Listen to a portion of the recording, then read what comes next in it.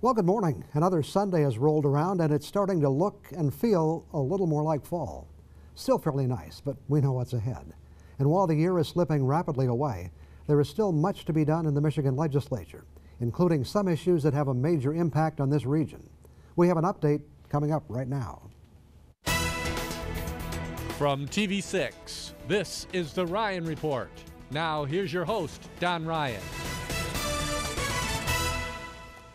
Well, joining us to talk about those issues this morning is State Senator Tom Casperson, who is now in his second term representing the 38th Senate District, which includes all of Upper Michigan except Luce, Mackinac, and Chippewa counties.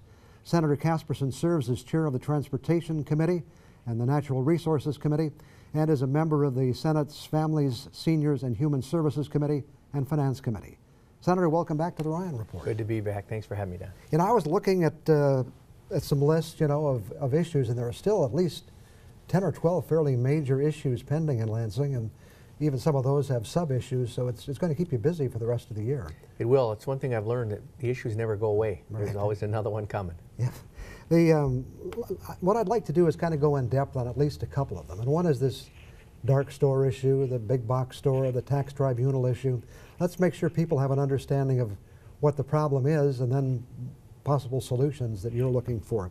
You know, how are commercial establishments typically taxed? How are they assessed? It's my understanding they're assessed on the value of the building and the properties and what it's worth, what it's valued at. And that's you're kind of hitting the chord of what's gone wrong here in our opinion, and that is they have to also have comparables. So if you're going to look at these big box stores as an example, they can't just say your box store is worth this much and it should be taxed at this rate. They have to come up with some comparables to really have a fair assessment of what it might be. And that is where the problems, we think, really got started, is where they got the comparables. How did they, this did not originate here in Michigan necessarily, did it? No, actually Indiana had this problem, and they actually dealt with this. Quite a while ago, they put legislation together similar to what we're looking at, and they did get it passed, and the legislature passed it, I believe it was unanimous. And ever since that legislation has been passed, life moves on, and the dark store issue's gone, and the box stores still do business in their communities, and the problem really has been solved. So specifically, what are they doing in Michigan? They go to the Michigan Tax Tribunal, which is a good agency, a good organization. It does provide relief in a lot of cases for taxpayers who, it's an opportunity for them to get a hearing on their taxes. But was there a change in the tribunal that, what led them to accept this argument that was put forth by the big box stores? Yeah, I think what they had, there was an attorney that represented the box stores as an example, and really, I think, devised somewhat of a loophole argument that was really taken up by the tax tribunal, and that gets to how do you assess and how do you come up with comparables. And they were able to convince the tax tribunal that it didn't matter where the comparables came from, more or less, as long as we have comparables. And what I mean by that is they started out really comparing these big box stores down in southern Michigan, more like in the Flint area as an example, where the economy had tanked and it was a very depressed area, and these big buildings, these stores had closed down. And so they went into those stores and took a look at what they were being taxed at and said, that's really a fair assessment of what this building's worth, especially if we're not doing business in it anymore, then the building's not worth anything. When they could have done assessments locally here within, say, a 100-mile radius, and they'd have come up with a different finding. So you have a store that may be doing a booming business in Marquette Township, for example, and they want to compare it with a store that's closed in Flint as a comparison. Yeah, and the argument really was the only reason the building's worth anything, because it's so big, it's so unique, is because of the business activity, and therefore it's not fair to tax us on the business activity, which technically that's not what they were doing. They were trying to assess what the building's worth. Right. And that'll change, just like a home, Don, would change if you're in a depressed area. Homes get sold a lot less, for a lot less money. The values of homes go down when something happens. So you could make that same argument with the family home in a depressed area, and we believe they never recognized that, and they actually applied that then to these stores. And there's also deed restrictions, and I understand a store, for example, can buy a deed restriction on a neighboring piece of property. Is that correct? Yes, they can, which is another example of, again, we don't think the tax tribunal took that into account in the initial ruling that came down, and that was that some of these big box stores are putting deed restrictions on their smaller buildings.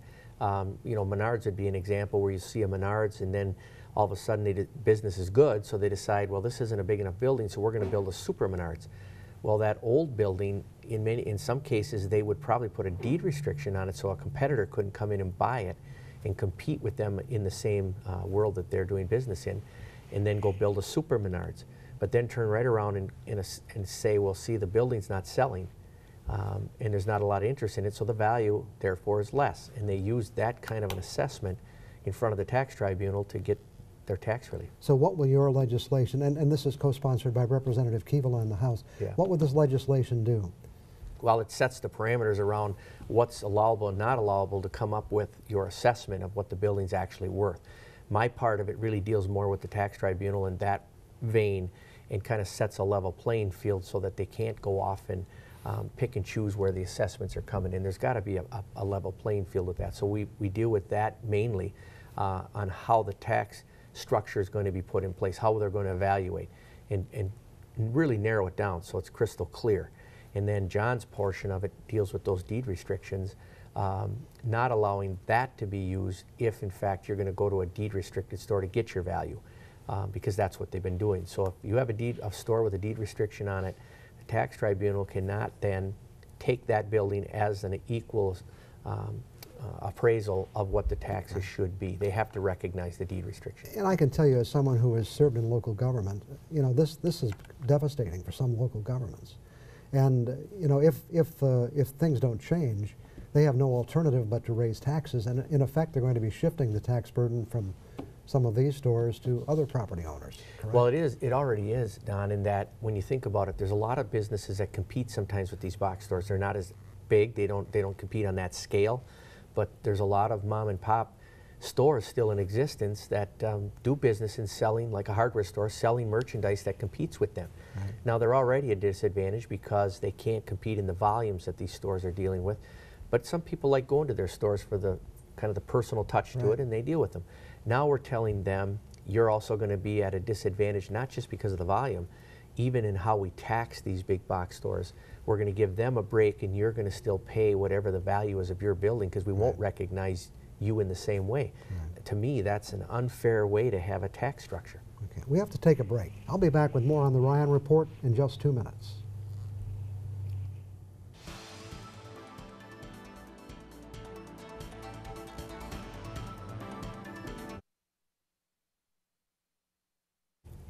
Our guest this morning is Senator Tom Casperson. Before we leave that big box store, dark store legislation idea, are there any organized groups, large groups opposed to this? There are. We've got some groups in the local area that are actually working on some stuff. They've got Facebook pages set up, web pages set up, and they're trying to encourage people to dig into this thing and understand what's going on, because with more voices speaking up, we can get there. But if it's a handful of people and it's simply one issue here and there scattered around the state, it's going to become difficult, because the argument is somehow we want to raise taxes, and that's not what's going on here. We're trying to level that tax, the tax procedure out for everybody, make it fair for everybody, and some are getting a huge break right now. And unfortunately, you can't turn back the clock, even if you're successful, I understand. That's exactly right. These stores will be paying at whatever level they're at now for some time to go. Let's talk about roads for a minute, a couple of minutes. How much funding do we need to make the road plan work? Well, we're being told roughly $1.4 billion to get us there. Very difficult to do, and as you can see, it's really caused some concern out there, and you've got political factions that are fighting over it. It's been around for a long time. We've been in these discussions since I went in the House in 2003, and we have yet to resolve it. And so that's the number, the targeted number. I don't know that we're ultimately going to be able to get there with that amount. I do believe we're going to get to some amount, but maybe not that much. Now, as I understand it too, part of the issue is there are some people on one extreme who would like to take all the money from the existing budget, probably some on the other extreme who'd like to raise it all with new revenue, but in the end we're going to wind up somewhere in the middle. Is that right? Yeah, that's a good assessment. That's exactly what's happening. And that was pretty much the Senate version that was passed out to do something like that. And what we're hearing now from leadership, because now leadership's sitting at the table between the administration, the Senate, and the House, is it looks like they're coming to an agreement that's going to be somewhat of a scaled down version of what our original plan was, and that is half of the revenue would come through cuts and half of the revenue would come from revenue increases to the gas tax itself, directly related to the gas tax. There's going to be some increases in registrations. There's going to be increases directly to some of the larger trucks, the world I come out of. The bigger trucks are going to pay more. And I haven't heard a lot of pushback from the industry as long as it's something that's within reason and doesn't cripple them. I don't hear any opposition to that. And part of the problem with all of this is there's been a lot of conversation about reducing truck weights altogether. Just carve the trucks down. And it seems to me, Don, that people are saying that aren't thinking through what they're saying, because what would occur is the same products have to be moved, whether it be aggregate, whether it be timber, whether it be steel, whether it be, you name it. All the issues that are out there, lumber, it all still has to get moved. And if you cut our trucks in half, you just doubled our problems on the highways. And we're struggling to get drivers today. So I don't see that as a solution. Hopefully our colleagues will agree with us, and really the solution is, if we have to, they're going to be paying percentagely accordingly. How would these funds be allocated? Would some be available for local streets or roads, or is this all pretty much for state funding? No, this is going to have to go through the formula, and some people want to see us change the formula. They call it Act 51. I would argue be careful with that, because right now Act 51 protects rural areas. And so the formula is designed on miles of highway versus people traveling the highways. Some of the bigger areas, the Detroit area, the Oakland County areas, Lansing, Grand Rapids, they'd like to see us to go to a per mile traveled type of formula. And if you go to that, then the rural areas are going to be in big trouble, because we just don't have the traffic capacity to compete with them. And so the Act 51 protects us from that, and it recognizes the infrastructure is the infrastructure, and each mile of road gets its percentage, or its rightful share to the money, and it's divvied out that way. So I don't think we want to change that part of it. So those that are suggesting it, be careful. But that's where the money will go. It'll go through the formula, so the counties get their share, the municipalities get their share, and MDOT gets its share. Okay. Be interesting to see what happens. We expect action fairly soon? I do. I'm hoping we can get this done before the end of the year.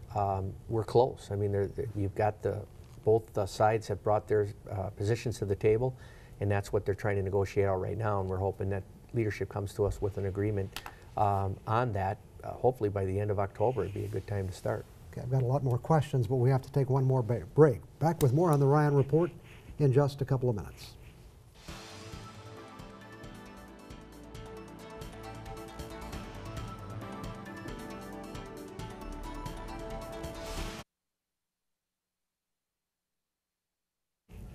Again, talking with Senator Tom Casperson, one of the issues that's really coming to a head is electric power. We're kind of at a crossroads, aren't we? Just a lot of things coming into play at this time. There is, and there's a big debate over, do we solve our power shortages and the whole conflict with power? Do we solve it by just building more power plants? Do we solve it by just bringing in more kind of a highway system, electrical grid? Do we fix it that way? And then where is that fall in between? And that's kind of where we're at right now. You have those that really want to see more transmission. I like that idea. The problem with transmission, or I mean not transmission, but the generation, is you have to have a customer. You just don't build a power plant and say, we're here, you know, we're going to start producing power. You have to have a customer. And that's where we kind of struggle as far as how do we find the customers and then site the plants. And do we site natural gas? Do we site biomass? What do we site as that power plant? And then you got the whole transmission argument, and right now we get a lot of our needs met by Wisconsin Electric, and coming out of Wisconsin, ATC does a lot of the work that puts the transmission lines people see in there now. There's been, and I believe we need to talk about potentially a Michigan-based solution in that whole world. And it's not that it's bad Wisconsin or anything like that, but just being on the end of a cord sometimes is not a great position to be in, and that's where the Upper Peninsula finds itself. So I think a looped solution is a long-term fix, but we have to consider it. A lot of players. There's the legislature, there's the new energy agency set up by the governor. There's a public service commission. Obviously, the utilities have a huge interest in it. The governor would like to have an energy plan by the end of the year. Do you think that's likely to happen? I don't know, because there's a lot of differences between the House version and the Senate version, much like transportation. Right. And so they've got to blend that together somehow. It's not saying it can't be done, but it's whatever we do, I would argue, if we have to slow it down and do it right. Just rushing to get something done is not a good idea either if we make a mistake here, because this has a lot of implications to the Upper Peninsula as far as power is concerned. And of course, a lot of this is being driven by new EPA regulations, and we keep getting mailings and TV ads talking about the 9 power plants to close in Michigan. And so that some solutions really have to be developed quickly. They do, and you bring up a good point with the EPA and where they're at. We already know that other states are starting to push back on the EPA and what they're doing, because they're seeing their portfolio of power in trouble, just like ours in the Upper Peninsula was. And now Lower Michigan's going to head down that path as well. So ironically, the UP was one of the first to go through it. And everybody could see kind of how dicey it's getting, but some states are pushing back. Michigan's trying to put together their own system, their own argument to this whole issue and say this is how we'll fix it, in preparation, I believe, to challenge the EPA if they push too hard. And if it goes to court, at least we'll be able to say, we're not just sitting back doing nothing, we're trying to fix this, here's our plan. And I think that would give probably Michigan good standing in court. We could probably talk about power for the whole half hour, but I want to try to jump to a couple of other things quickly. There was a bill passed by the House that would change parole rules so inmates would be released after serving their minimum sentence. Michigan Attorney General Bill Schuette said this would force the release of violent criminals. The Senate still gets to act on this. What's the Senate going to do, and how do you feel about this? Yeah, I'm not sure. I haven't talked to my colleagues to get a take on the caucus where they're at. I would lean towards being very cautious and thinking we might be going down the wrong path. And I say that because we tried a round of this already back under Governor Granholm's administration. We did closures of prisons, early outs. We were trying to reduce costs in corrections. So the concept was a good idea, or at least a noble idea, to try and save some costs. But what's the end result? And what we've been finding now since that time is our local jails are getting inundated with a lot of people that are coming back in that I believe some of them probably got early outs, did not acclimate very well to society, and then our local units of government are kind of stuck with the problem. And so we see that all over. I see it all over the Upper Peninsula. Talking to a lot of sheriffs, they're certainly concerned because they see it. And so if we do this again, where do these people end up? Do we have it set up to get them acclimated and good citizens and getting out there and taking care of themselves, or do we just toss them into another basket and say good luck? And then usually that means local units of government will pay the price. And this bill is written, the people that would apply to would be released after serving their minimum sentence, where today the parole board decides whether they should be released or not. Is that?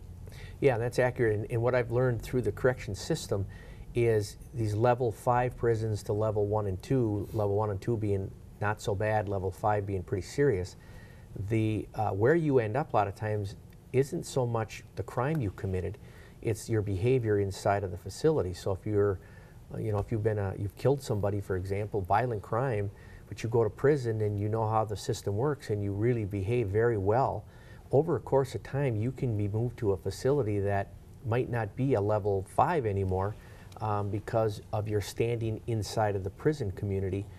You're judged accordingly. So you might be dropped down to a level 2, not because of the crime, but because of how your behavior has been in prison. But that doesn't reflect what you'll do if you get out into society. Time goes way too quickly when we're talking. Appreciate it very much. That's all the time we have for today. I'll be back with some additional thoughts for you after we take this break.